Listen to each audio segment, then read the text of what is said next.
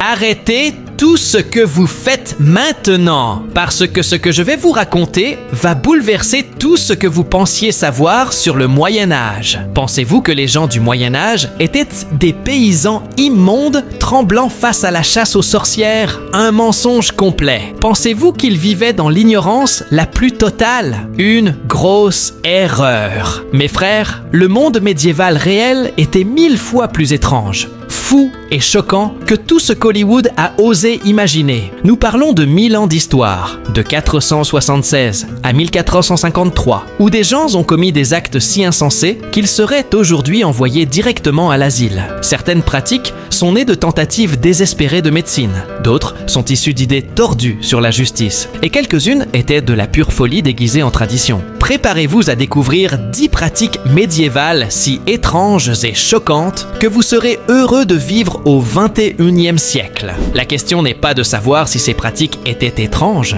mais comment des civilisations entières les ont trouvées parfaitement logiques. Et le premier va vous époustoufler. Imaginez entrer dans un hôpital médiéval avec un mal de tête et en ressortir. Enfin, ne pas en sortir du tout. Pendant plus de 700 ans, du 9e au 16e siècle, les médecins européens avaient une solution à presque tous les problèmes médicaux. Vous drainez jusqu'à ce que vous vous sentiez mieux ou jusqu'à votre mort, selon la première éventualité. Ce n'était pas une pratique rare chez les guérisseurs de village, mes frères. Il s'agit de l'ensemble du corps médical en France, en Italie, en Angleterre et au-delà. Des médecins formés dans des universités prestigieuses comme la faculté de médecine de Salerne, la première d'Europe, enseignaient la saignée comme un fait scientifique. La logique leur semblait parfaite. Le médecin grec Galien disait que le corps humain contenait 4 humeurs: le sang, les mucosités, la bile jaune et la bile noire. Trop de sang rendait malade, il fallait donc en éliminer. Les médecins médiévaux ont adopté cette théorie et se sont lancés dans une grave erreur médicale. Comment faisaient-ils? Ils coupaient une veine avec une lancette, utilisaient des sangsues pour sucer le sang, ou utilisaient une coupelle en verre chauffé pour aspirer littéralement le sang de la peau. Les patients restèrent là, à regarder leur force vitale se déverser dans des bols, tandis que les médecins hochaient la tête en signe d'approbation. Et le pire, c'est que parfois,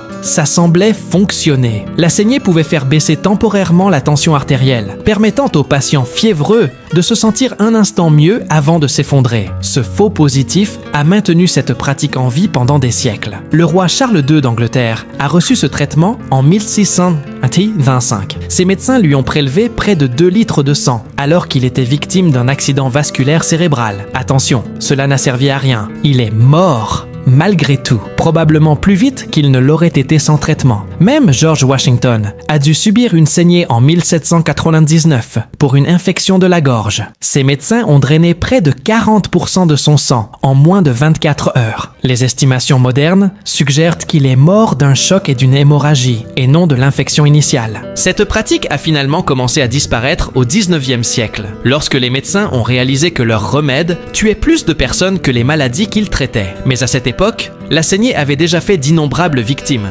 dans toute l'Europe médiévale. Tout cela au nom de la médecine scientifique. Imaginez aller chez le médecin avec la grippe et en ressortir hémorragique. C'était comme jouer à la roulette russe médicale, où le traitement était plus dangereux que la maladie. Voici une vérité qui va bouleverser tout ce que vous croyez sur les chasses aux sorcières médiévales. Elles ont failli ne pas se produire. Cette image de paysans médiévaux armés de torches brûlant de vieilles femmes sur le bûcher est de la pure fantaisie. La véritable folie de la chasse aux sorcières n'a eu lieu que des siècles plus tard, et la plupart des auteurs de ces incendies n'étaient pas des catholiques superstitieux, mais des protestants instruits. Les autorités catholiques médiévales considérait la chasse aux sorcières comme une superstition ridicule. Le concile de Paderborn, en 785, interdisait catégoriquement de punir les femmes qui avaient pris l'avion avec le diable, qualifiant cela d'absurdité païenne. Pendant la majeure partie du Moyen-Âge, prétendre que quelqu'un était une sorcière pouvait vous attirer des ennuis avec l'Église, et non avec la prétendue sorcière. La véritable folie de la chasse aux sorcières éclata entre 1550 et 1650, en pleine Renaissance et Réforme. Il ne s'agissait pas d'une ignorance médiévale obscure, mais d'une Europe moderne, prétendument éclairée en pleine folie. Les régions protestantes, notamment en Allemagne, furent prises d'une frénésie totale. Les États allemands exécutèrent entre 20 000 et 25 000 personnes pour sorcellerie, soit plus que le reste de l'Europe réunie. Les régions catholiques, comme l'Espagne et l'Italie, affichèrent un nombre infime en comparaison. Pourquoi cette différence? La théologie protestante mettait l'accent sur les relations personnelles avec Dieu et Satan, rendant le culte individuel du diable plus menaçant. La doctrine catholique, avec sa hiérarchie élaborée et ses protections rituelles, rendait la sorcellerie moins urgente. Les chasses aux sorcières les plus brutales eurent lieu à Würzburg et à Bamberg, en Bavière, où des évêques catholiques, influencés par les protestants, rivalisaient pour prouver leur pureté religieuse. Le prince-évêque Julius Ecter de Würzburg brûla plus de 900 personnes entre 1626 et 1631. C'est plus d'exécutions pour sorcellerie que tous les siècles médiévaux réunis. L'Écosse devint particulièrement folle sous l'influence du protestantisme. Entre 1563 et 1736, les tribunaux écossais exécutèrent environ 4000 personnes pour sorcellerie. Le roi Jacques Sémence d'Écosse écrivit un livre sur la chasse aux sorcières avant de devenir roi Jacques Ier d'Angleterre. On n'apprend pas ça en cours d'histoire, mes frères, mais le stéréotype de la chasse aux sorcières est né d'une propagande protestante délibérée visant à faire passer l'époque catholique médiévale pour barbare. L'ironie, c'est que ce sont les protestants qui ont commis la plupart des incendies. À la fin du Moyen Âge, en 1453, la chasse aux sorcières n'était plus qu'une simple anecdote. Le véritable spectacle de l'horreur commença lorsque des penseurs de la Renaissance, prétendument rationnels, décidèrent que les vieilles superstitions n'étaient plus assez superstitieuses. C'est comme si l'histoire nous avait complètement menti. Les temps sombres du Moyen Âge étaient en réalité plus tolérants que l'ère moderne, éclairée, qui a suivi. Quel retournement de situation! Les tribunaux médiévaux avaient une approche unique de la justice. Si vous ne pouvez pas prouver la culpabilité de quelqu'un, torturez-le et voyez si Dieu intervient. Bienvenue à l'épreuve, où le jugement divin rencontre le sadisme humain dans le système juridique le plus tordu jamais conçu. Du 9e au 13e siècle, en Angleterre, en France et dans le Saint-Empire romain germanique, les tribunaux ont littéralement eu recours à la torture pour déterminer l'innocence ou la culpabilité. La logique était parfaitement insensée. Dieu savait tout, n'est-ce pas? Alors, si quelqu'un était véritablement innocent, le Tout-Puissant accomplirait sûrement un miracle pour le sauver. S'ils ont souffert ou sont morts pendant l'épreuve, eh bien, ils étaient évidemment coupables et le méritaient. L'épreuve du fer rouge était un supplice populaire. Les accusés devaient porter une barre de fer rouge sur 3 mètres, pieds nus. Ensuite, des prêtres bandèrent leurs mains et les examinaient 3 jours plus tard. Si les brûlures guérissaient miraculeusement, vous étiez innocent. Si elles semblaient infectées ou graves, félicitations. Vous étiez coupable et probablement sur le point d'être exécuté. Puis il y avait l'épreuve de l'eau froide, qui comportait un cruel dilemme. On attachait l'accusé et on le jetait dans une rivière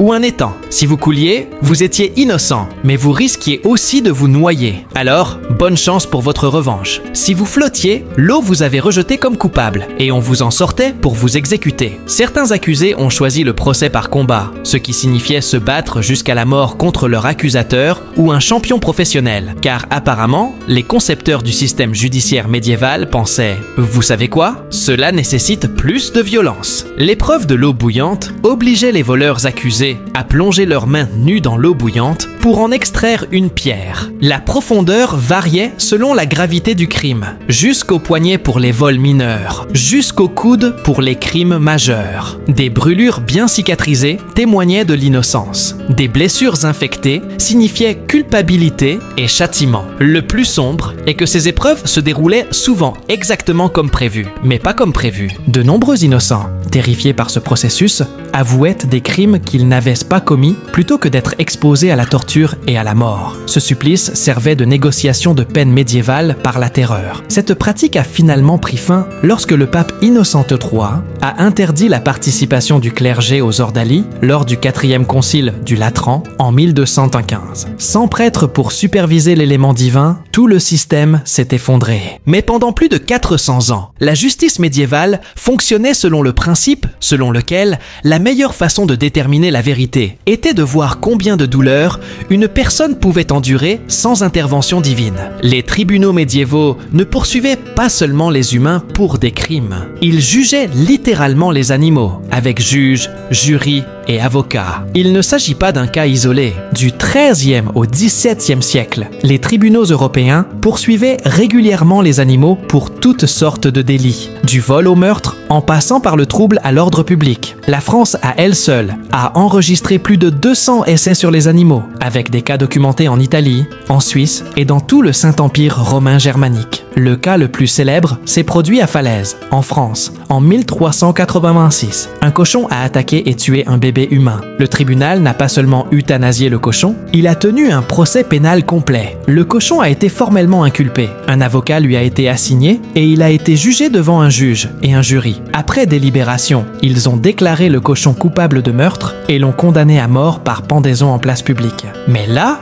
le plus étrange est que le cochon a été habillé en humain pour l'exécution. Les archives judiciaires montrent qu'ils ont dépensé de l'argent pour une veste d'homme, un pantalon et même des gants blancs pour les sabots avant du cochon. L'idée était que si le cochon avait commis un crime humain, il devait mourir comme un criminel humain. D'autres animaux furent jugés pour des raisons tout aussi étranges. En 1519, un tribunal français poursuivit des mulots pour destruction de récoltes. Les souris ne pouvant évidemment pas comparaître en personne, le tribunal leur assigna un avocat. Ce dernier arguait que ses clients étaient trop jeunes pour comprendre la loi et que Dieu leur avait donné des droits naturels à la subsistance. Les tribunaux suisses allèrent encore plus loin dans leur poursuite contre les animaux. En 1498, des larves de coléoptères furent jugées pour avoir endommagé les cultures. Le tribunal délivra une citation officielle, exigeant que les insectes comparaissent devant le tribunal. Les coléoptères ne se présentant pas, ils furent jugés par contumace et officiellement bannis du territoire. Certains procès sur les animaux durèrent des années.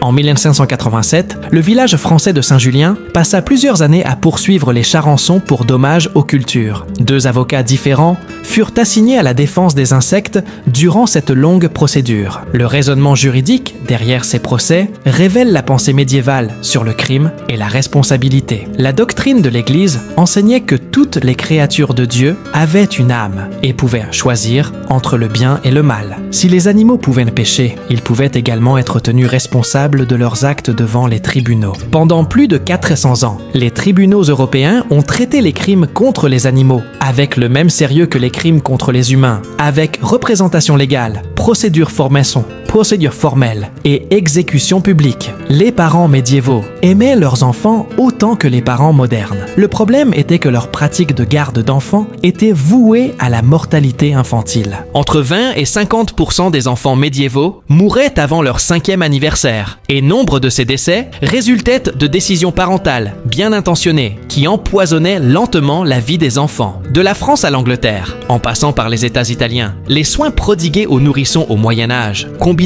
ignorance, superstition et conseils médicaux tout à fait dangereux. Commençons par des pratiques d'alimentation qui horrifieraient les pédiatres modernes. Les familles aisées engagèrent des nourrices pour allaiter leurs bébés, mais elles les choisissaient selon des critères étranges. Les textes médicaux médiévaux affirmaient que la moralité d'une nourrice se transmettait au bébé par son lait. Les tribunaux ont dépensé des sommes considérables pour trouver des nourrices qui étaient non seulement en bonne santé, mais aussi vertueuses, sobres et de préférence blondes, car la couleur des cheveux affectait apparemment la qualité du lait. Le processus de sélection était infernal. Les nourrices potentielles devaient en prouver que leur lait avait la consistance, la couleur et même le goût souhaité. Les médecins testèrent le lait en le faisant couler sur leurs ongles pour voir comment il s'étalait. Trop épais signifiait que la nourrice était trop passionnée. Trop maigre signifiait qu'elle était faible. Les familles pauvres n'avaient pas les moyens de se payer des nourrices, alors elles improvisaient avec des alternatives mortelles. Les bébés de quelques semaines seulement recevaient un mélange d'eau, de miel et de vin. Oui, du vin, car les médecins médiévaux croyaient que l'alcool fortifiait la constitution des enfants. D'autres aliments populaires pendant l'enfance comprenaient du pain trempé dans du vin ou de la bière, du lait de vache mélangé à du miel et diverses concoctions à base de plantes qui étaient souvent toxiques. Les pratiques médiévales d'émaillotage étaient essentiellement des instruments de torture infantile. Les bébés étaient enveloppés si étroitement dans des bandes de tissu qu'ils ne pouvaient bouger ni leurs bras ni leurs jambes pendant des mois. L'idée était que les membres libres se déforment et que les enfants devaient donc être attachés comme de petites momies. De nombreux bébés ont développé des problèmes respiratoires ou circulatoires en raison de leur immobilisation quasi totale au cours de leur première année de vie. L'hygiène infantile au Moyen Âge était considérée comme négligente, voire dangereuse. Les bébés étaient rarement baignés, l'eau étant considérée comme nocive pour leur peau. Les parents les frottèrent plutôt avec du sel ou du vin pour les nettoyer. Les couches souillées restèrent souvent inchangées pendant des jours, car les changements fréquents étaient considérés comme affaiblissants et hypersensibles. La médecine médiévale proposait des traitements spécifiques pour les affections infantiles courantes, qui aggravaient souvent leur état. On donnait aux bébés qui faisaient leurs dents des colliers de corail à mâcher, ou on leur frottait les gencives avec de la graisse animale mélangée à du miel. Les bébés souffrant de coliques recevaient des sirops à base d'opium, ce qui entraînait souvent des overdoses. Le plus tragique fut la manière dont les parents médiévaux rationalisaient ces taux de mortalité massifs, considérant une forte mortalité infantile comme une volonté divine. Ils s'identifiaient à une fatalité qui empêchait les progrès médicaux. De nombreux parents ne donnaient même pas de nom à leurs enfants avant leur premier anniversaire, s'attendant à ce que la mort soit une fatalité. Il ne s'agissait pas de malveillance ou de négligence, c'était une civilisation entière qui faisait de son mieux avec des informations catastrophiquement incorrectes. Tout ce que vous pensez de l'hygiène médiévale est une erreur, mes frères. Ces paysans médiévaux immondes qu'on montre à Hollywood se lavaient en réalité plus régulièrement que la plupart des gens ne le pensent, jusqu'à ce que la peste les rende terrifiés par l'eau. Le stéréotype des Européens médiévaux sales vient de périodes ultérieures, et non du Moyen-Âge lui-même. Les premiers peuples du Moyen-Âge étaient en réalité très soucieux de la propreté, surtout comparé à ce qui leur est arrivé plus tard. Au Haut Moyen-Âge, les bains publics étaient courants dans toutes les villes européennes. Paris en comptait plus de 30 au XIIIe siècle. Londres, Bruges et des villes allemandes comme Nuremberg possédaient une industrie thermale florissante. Il ne s'agissait pas de simples installations sanitaires, c'étaient des lieux de convivialité avec bassins chauds et froids, hammams et personnel qualifié. Les médiévaux comprenaient le lien entre propreté et santé mieux que ne le laisse supposer leur réputation. Les textes religieux mettèrent l'accent sur la purification spirituelle par la purification physique. Les monastères disposaient d'installations sanitaires sophistiquées et les moines étaient tenus de se baigner régulièrement. La règle de Saint-Benoît imposait expressément des bains fréquents pour des raisons de santé. Les familles aisées possédaient des salles de bain privées avec des baignoires en bois que les domestiques remplissaient d'eau chaude. Les savons parfumés à base de graisses animales et d'herbes étaient des produits de luxe, mais ils existaient et étaient largement utilisés par les classes supérieures. Mais la peste noire a tout changé. La pandémie de peste de 1347 à 1351 a tué entre 30 et 60% de la population européenne. Et les survivants, terrifiés, ont commencé à associer la transmission de la maladie aux bains publics. Les autorités médicales ont commencé à affirmer que l'eau ouvrait les pores du corps, rendant les gens vulnérables à l'air vicié et aux maladies. Ce n'était pas totalement faux. Les termes médiévaux pouvaient propager des maladies par l'eau contaminée et par contact étroit, mais la réaction fut extrême. Vers 1400, de nombreuses villes avaient fermé leurs bains publics. Les habitants abandonnèrent les bains classiques pour ce qu'ils appelaient le nettoyage à sec. Changer fréquemment de sous-vêtements et utiliser des lingettes parfumées pour se nettoyer la peau. Le mouvement anti-bain a gagné un soutien religieux lorsque certaines autorités ecclésiastiques ont commencé à prêcher que le souci excessif de la propreté corporelle était une vanité et détournait des questions spirituelles. Au 15e et 16e siècle, les Européens avaient développé des alternatives élaborées aux bains, qui paraissent aujourd'hui étranges. Au lieu de se laver le corps, les gens se concentraient obsédés par le linge propre. Les riches changèrent de chemise quotidiennement et utilisèrent le tissu blanc pour absorber les huiles corporelles et la saleté. La véritable crise d'hygiène médiévale n'était pas liée à l'ignorance, mais à la peur. Les exécutions publiques médiévales n'étaient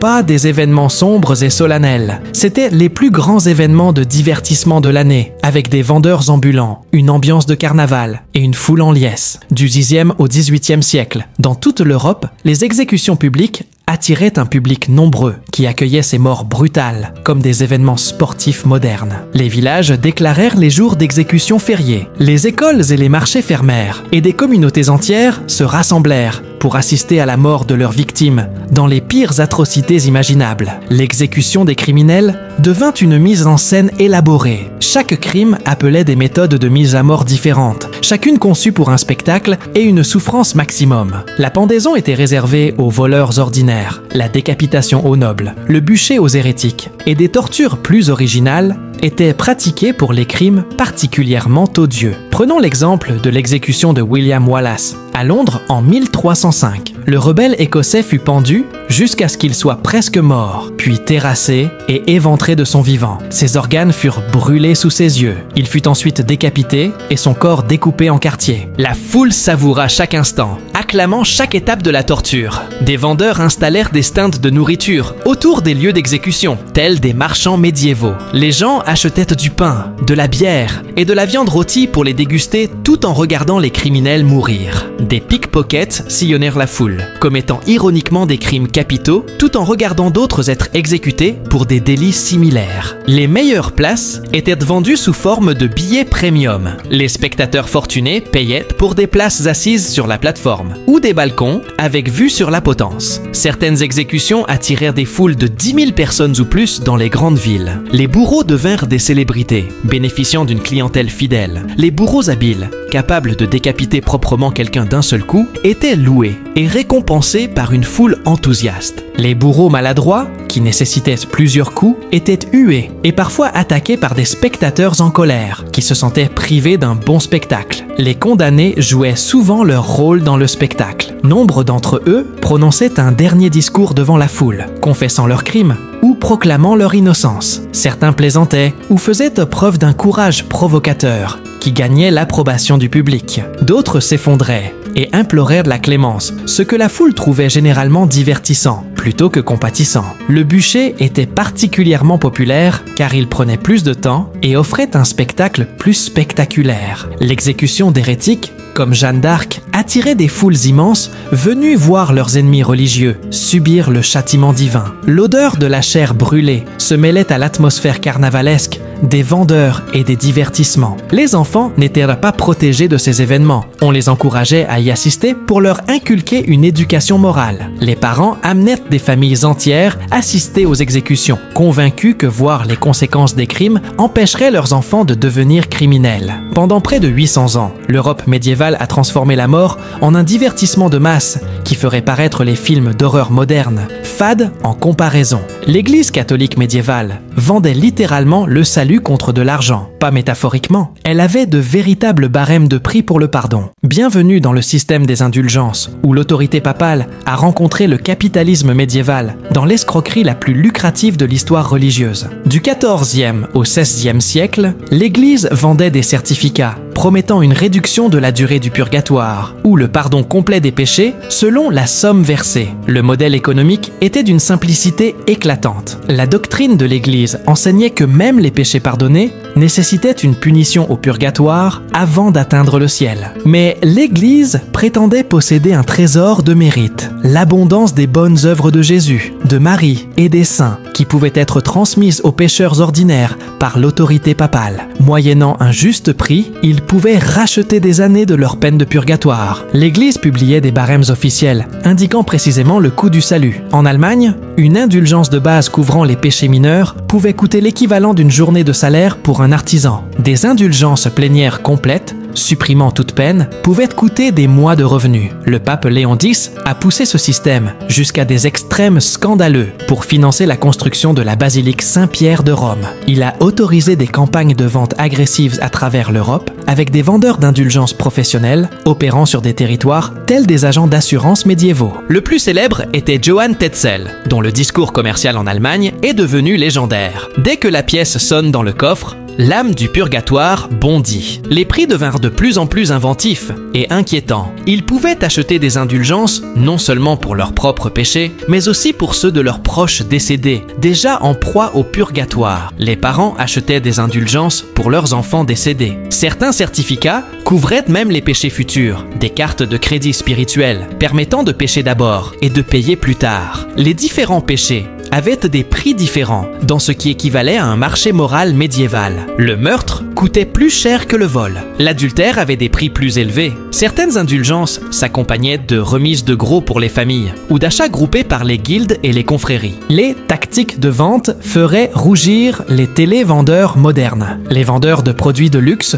utilisaient un marketing basé sur la peur, décrivant avec force détail les tourments du purgatoire et le soulagement que l'argent pouvait procurer. Ils étaient installés sur les places des marchés et des villes, avec des cloches, des bannières et des représentations théâtrales sur la damnation éternelle. Les célèbres 95 thèses de Martin Luther en 1517 attaquaient spécifiquement l'abus des indulgences, lançant la réforme protestante en partie en réaction contre le salut commercialisé. Pendant plus de 200 ans, l'Église médiévale a exploité ce qui était essentiellement un racket de protection spirituelle, vendant le pardon divin aux plus offrants. Dans l'Europe médiévale, lever les yeux au mauvais moment pouvait semer la panique dans des royaumes entiers. Éclipses, comètes et autres phénomènes célestes inhabituels n'étaient pas des phénomènes scientifiques, mais des télégrammes divins annonçant une catastrophe imminente. Les peuples médiévaux vivaient dans la peur constante que le ciel ne se retourne contre eux. Chaque événement astronomique inhabituel déclenchait une hystérie collective, des campagnes militaires et parfois l'effondrement de gouvernements entiers. Le ciel était le panneau d'affichage de Dieu et le message était généralement « Préparez-vous à mourir ». L'éclipse solaire du 2 août 1133 terrifia tellement l'Angleterre qu'elle bouleversa le cours de la succession royale. Le roi Henri Ier mourut 2 ans plus tard et les chroniqueurs relièrent immédiatement sa mort à l'éclipse qu'il avait prétendument prédite. La comète de Halley en 1166 eut des conséquences politiques encore plus dramatiques. Apparue quelques mois seulement avant l'invasion normande de l'Angleterre, elle fut perçue par les Saxons comme un présage. Les Saxons y virent un avertissement d'un désastre imminent, ce qui se révéla exact lors de la défaite de la bataille d'Hastings. Les cours médiévales employaient des astrologues professionnels qui faisaient de l'observation du ciel une carrière lucrative. Il ne s'agissait pas de charlatans, mais d'érudits qui combinaient observation astronomique et interprétation astrologique. Les astrologues royaux conseillaient les rois sur le moment opportun pour faire la guerre, signer des traités, voire se marier, en fonction des mouvements célestes. L'apparition des comètes suscita des réactions extrêmes. La comète de 1456 était si brillante et persistante que le pape Calixte III l'excommunia officiellement, la qualifiant d'agent du diable. Les cloches des églises sonnèrent dans toute l'Europe pour conjurer l'influence maléfique de la comète, et des prières spéciales furent composées pour protéger les chrétiens de la malveillance céleste. Les éclipses lunaires provoquaient des paniques différentes, mais tout aussi intenses. Les peuples médiévaux pensaient que les éclipses lunaires se produisaient lorsque l'ombre de la Terre couvrait la Lune, mais ils interprétèrent cela comme des dragons ou des démons dévorant littéralement la Lune. Des communautés entières frappèrent des casseroles, sonnèrent des cloches et criaient pour effrayer les monstres qui attaquaient la Lune. Les commandants militaires utilisaient les peurs astronomiques comme une guerre psychologique. Sachant que leurs ennemis interpréteraient les éclipses comme de mauvais présages, certains généraux programmaient leurs attaques pour qu'elles coïncident avec des événements célestes. Pendant près de 1000 ans, l'Europe médiévale a transformé chaque événement céleste en une crise politique nécessitant une action gouvernementale immédiate. Les tribunaux médiévaux possédèrent le système ultime de résolution des conflits. Lorsque les preuves n'étaient pas claires, ils laissèrent les parties se battre jusqu'à la mort et supposaient que Dieu garantirait la victoire du juste. Le procès par combat a transformé les procédures judiciaires en spectacle de gladiateurs du 8e au 14e siècle en France, en Angleterre et dans le Saint-Empire romain germanique. Il ne s'agissait pas d'une justice de justicier, ni de bagarre de rue. Il s'agissait d'une procédure légale officielle, sanctionnée par les rois et menée sous le strict contrôle des tribunaux. La logique était théologiquement inattaquable pour les esprits médiévaux. Si Dieu était omniscient et juste, il interviendrait sûrement dans un combat mortel pour garantir la vérité. Le gagnant était évidemment innocent et le perdant a obtenu ce que la justice divine a déterminé qu'il méritait. Le procès par combat le plus célèbre de l'histoire médiévale eut lieu en France en 1380, impliquant Jean de Carouge et Jacques le Gris. Carouge accusait le Gris d'avoir violé sa femme, Marguerite. Les témoins ne parlaient parvenant à aucune preuve, le roi Charles VI autorisa un duel judiciaire pour établir la vérité. L'enjeu était on ne peut plus important. Si Carouge perdait, le gris serait déclaré innocent et Marguerite serait brûlée vive pour avoir porté de fausses accusations sous serment. Si le gris perdait, il mourrait et Carouge serait disculpé. La vie de Marguerite dépendait littéralement des talents de combattant de son mari. Des milliers de spectateurs se rassemblèrent à l'abbaye de Saint-Martin-des-Champs pour assister au duel. Les deux hommes combattirent à cheval, armés de lances, puis à pied, armés d'épées et de poignards. Carouge finit par tuer le gris, prouvant ainsi l'innocence de sa femme, grâce à ses talents de combattant supérieur. Les règles du procès par combat étaient étonnamment élaborées et formelles. Les tribunaux assignaient des maréchaux pour superviser les combats, déterminaient les armes spécifiques autorisées selon les cas et réglementaient même les prières que les combattants pouvaient prononcer avant le combat. Certaines régions avaient des règles de combat différentes pour les nobles et les roturiers, le clergé et les laïcs, et les hommes et les femmes. Les femmes représentaient un défi particulier pour le système de combat, car elles combattaient rarement en personne. Elles pouvaient alors désigner des champions masculins pour combattre en leur nom. Les lutteurs professionnels ont fait carrière en servant de champions pour des gens qui ne pouvaient ou ne voulaient pas se battre eux-mêmes. Pendant plus de 600 ans, la justice médiévale a fonctionné selon le principe selon lequel la meilleure façon de déterminer la vérité était de voir qui pouvait tuer qui dans un combat à mort sanctifié. Mes frères, après toute cette folie, une chose est claire, le Moyen-Âge n'était pas la période d'ignorance et de noirceur que Hollywood voudrait vous faire croire. C'était 1000 ans d'humanité, essayant de comprendre un monde qu'elle ne comprenait pas pleinement, en utilisant les meilleures connaissances à sa disposition. Parfois, ces connaissances étaient catastrophiquement erronées. Les hommes du Moyen-Âge n'étaient ni plus cruels ni plus stupides que nous. Ils travaillaient avec des informations, des croyances et des pressions de survie différents. Ils aimaient leurs enfants autant que des parents modernes. Ils avaient simplement des idées terriblement erronées sur la façon de les maintenir en vie. Ils aspiraient à la justice autant que nous. Ils avaient simplement des méthodes insensées pour déterminer la culpabilité. La véritable leçon à tirer n'est pas que les peuples médiévaux étaient des barbares. C'est que chaque civilisation fonctionne selon des hypothèses qui semblent manifestement correctes à l'époque, mais qui paraissent insensées aux générations futures. Un jour, les gens se souviendront probablement de nos pratiques, avec la même horreur que nous avons ressentie face aux effusions de sang et aux procès au combat. Quels aspects de notre société moderne sembleront complètement insensés dans 500 ans? Notre obsession pour les réseaux sociaux, notre système judiciaire, nos traitements médicaux, notre réponse au changement climatique. L'histoire nous enseigne l'humilité. Chaque génération croit avoir enfin compris et la suivante s'étonne de notre ignorance. Les hommes du Moyen-Âge avaient au moins l'excuse de travailler avec des informations limitées. Nous avons accès à toutes les connaissances humaines et pourtant nous prenons encore des décisions que les générations futures jugeront probablement complètement insensées. Quelle est la pratique la plus choquante que vous ayez découverte aujourd'hui? Laissez-moi vos commentaires et dites-moi quelle pratique médiévale vous a le plus surpris et quelle pratique moderne, selon vous, sera jugée avec le plus de sévérité par les générations futures. N'oubliez pas de lui donner un like si cette histoire médiévale vous a époustouflé autant que moi.